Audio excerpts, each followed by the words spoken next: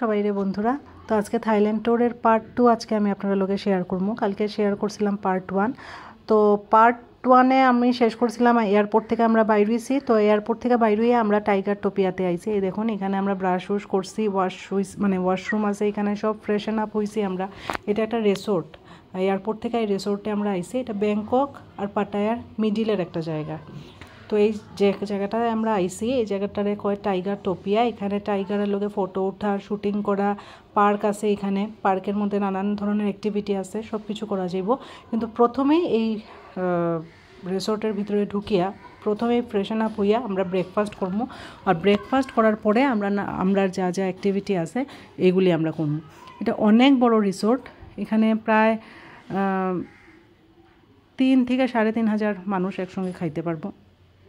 এবং খুবই সুন্দর, খুবই সিস্টেমেটিক সব কিছু। আর থাইল্যান্ডের সব জায়গাতেই আমরা গেছি, সব জায়গায় খুবই সিস্টেমেটিক। এটা ব্যাংককই হোক আর পাটায়াই হোক, সব জায়গায় খুবই সিস্টেমেটিক। কোনো ধরনের মানে হুড়াহুড়ি বা বরঞ্চ আমরা অনেক বেশি লাউড এখানের মানুষ থেকে, তারা অনেক বেশি শান্তশিষ্ট। তো এই দেখুন, আমি রেস্ট করলাম কারণ খুব বেশি টায়ার্ড হয়ে গেছিলাম। কারণ আগের দিন থেকে জার্নিটা চলে, ননস্টপ জার্নি চলে। এখনও আমরা জার্নি আরও বাকি, প্রায় 1 ঘন্টা বাইরের থেকেও বেশিও আমরা জার্নি করে পাটায়াতে যাইতে লাগবো। আর এই দেখুন, এখানে ব্রেকফাস্ট করলাম। এখানে সাউথ ইন্ডিয়ান খাওয়াই দেখলাম এই রিসোর্টে খুব বেশি চলে। তো আমরাও দোসা টোসা, ইডলি, উত্তাপাম যা যা আছে সব কিছু অর্ডার করলাম, যে যেরকম ভালো পায়। রাইসও পাওয়া যায়। আর থাইল্যান্ডে গিয়ে আমরা রাইসের কষ্ট করছি না, সব জায়গাতেই রাইস পাইছি। আর এই দেখুন, এটা একটা টুকটুকের মতোই আর কি একটা গাড়ি, এটা দিয়ে আমরা যাইলাম। এটাই পুরা জায়গাটারই টাইগার টোপিয়া হয়, কিন্তু যেখানে গিয়ে আমরা শুটিং করতে পারবো এবং শুটিংয়ের মারফতে আমরা টাইগাররে খাওয়া দিতে পারবো, ওই জায়গাটাতে আমরা যাইলাম। তো শুটিং হইল গিয়া যেখানে একটা বাক্স থাকে উপরে, ওই বাক্সটার ভিতরে মাংস তারা ভরিয়ে রাখে। ওই মাংসটারে পয়েন্ট করিয়া, ওই বক্সটারে পয়েন্ট করিয়া আপনারা শ্যুট করতে লাগবো। আর ওই যে বক্সের ভিতরে মাংসটা থাকবো, ওইটা গিয়ে টাইগারের সামনে পড়বো, তারপরে টাইগার এটা খাইবো। যদি আপনার নিশানা পাক্কা থাকে তাইলে তো আপনি ওই বক্সটারে খুলে নিতে পারবে, এটা লক করা থাকে বক্সটা। যদি আপনার নিশানা পাক্কা না থাকে তাহলে তো এটা লকটা খুলতো না, টাইগারের মুখে খাওয়াটাও গিয়ে পড়তো না। তো এখানে ফুট মাসাজ আছে, তারার ড্রেস উস আছে এইসব জায়গায়, কেউ কিনলে কিনতেও পারে। কিন্তু এটার দামটা একটু বেশি হইব, যেহেতু এটার ভিতরে রিসোর্টের ভিতরেই সব কিছু। তো এই দেখুন, এই যে নেট টাইন দেখলাম, এই নেট টাইনের ভিতরে টাইগারে রাখা হয়েছে সিকিউরিটির লিগা। নিশ্চয়ই এটা ফেরোসাস জন্তু, যতই ট্রেন্ড হোক নাকি লিগা, তার নেচারটা তো ছাড়তো না। তো মানুষের সিকিউরিটির লিগা তারা ভিতরে রাখা হয়েছে। এই দেখুন, অনেকটা টাইগার। অনেকে আবার শুয়েও গেছে, অনেকটাই টাইগার। আবার পিছনের দিকে অনেকটা মানে রেস্টও করে, তারা খাইতে খাইতে মানে টায়ার্ড হয়ে গেছে। কারণ অনেক মানুষই তো সকাল থেকে আর শ্যুট করে তারা খাওয়া দেয়, এর লিগে তারা এখন মানে অনেক টাইগাররা ঝিমাই গেছে একটু। এই দেখুন, শুটিং চলে। ওই যে পিছনে বক্স স্ট্যান্ড, সামনে যে আপনারা বক্স স্ট্যান্ড দেখরা নাকি হইতে পারেন না, এই যে বক্স স্ট্যান্ডের ভিতরে তারা কিছু মাংস দেয়। ওই মাংসটা ওই বক্সের ভিতরে থাকে, আর ওই বক্সটারে শ্যুট করতে লাগে। আর বক্সটার লকটা খুলিয়া মাংসটা গিয়া টাইগারের সামনে গিয়ে পড়ে, তখন হে খাইতে পারে। এটাই লোকের সিস্টেম। এটা লেগে টিকিট কাটতে লাগে, কয়েকটা রাউন্ড চলে। 1-2টা শুটিং সাকসেসফুল হয়, আবার কোনোটা সাকসেসফুল হয় না।